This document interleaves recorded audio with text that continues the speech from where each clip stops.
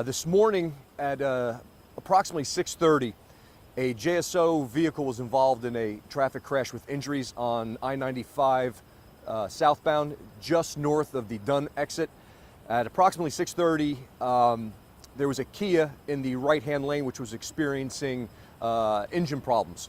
It was occupied by a 26-year-old woman with her two children, ages 5 and 2, and she had put her flashers on and was creeping where she said between 10 and 20 miles an hour, trying to get off the interstate.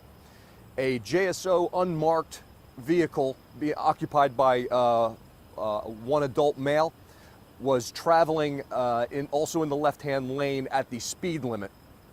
And there was a car in between the Kia and the JSO. It was a Ford Fusion.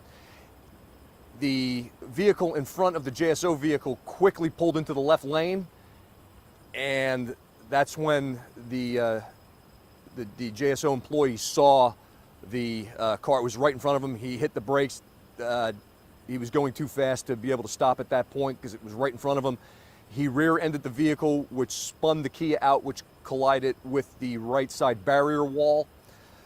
The mother and two children were transported with minor injuries. Luckily, it was minor injuries.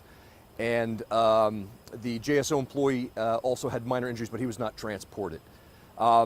Preliminary investigations show right now, we don't think at this time, right now, speed was a factor, but we will download that information just to make sure.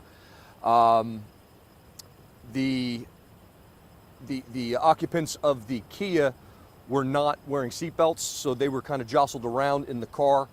So just as a reminder to everybody, make sure you're wearing your seatbelts, and with kids, you know, if they're 2 and under, you want to have them in a car seat, and from 2 to 5, you have to be in a booster, and that's to prevent the seatbelt from hurting them if they collide, because they're, you know, seatbelts are made for adults or larger children.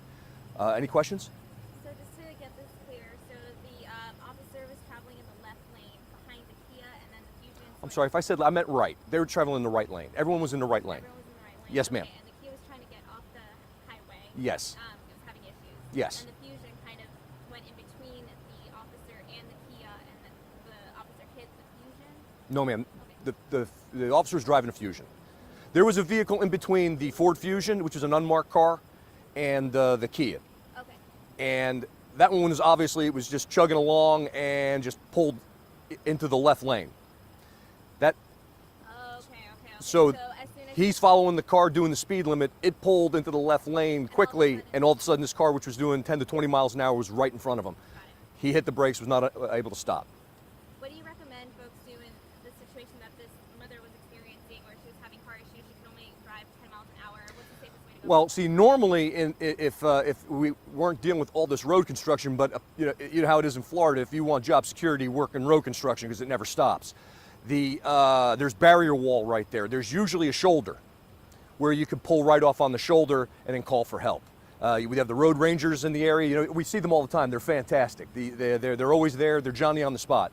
But she could. There was no place for her to pull off at that point. So she was doing what was, you know, either that or you're going to put the flashers on and stay in the lane of traffic on the interstate. You can't do that. So she was doing exactly what she should have done. You know, everyone needs to, you know, including the police. We need to be more cognizant of traffic, and pay a little bit more attention. And this was an officer that was involved? Yes. Okay, was he on duty or was he heading to He's work? on his way into work. Was the car total loss, the Kia, when it? Oh yes, yes. It's. I mean, I don't work in the insurance business, but I'm going to just go out on a limb and say it's totaled. And so no other vehicles were involved? No, just the two vehicles, and luckily the injuries were minor. Minor, on all cases? Yes. In fact, the kids were seat belted in, but they were probably too small for the seat belts, and I think they probably had seat belt injuries, and she was not wearing a seat belt, so she was kind of banged around the interior of the car. But I mean, at least they were belted in, and the injuries were minor. That's the important thing.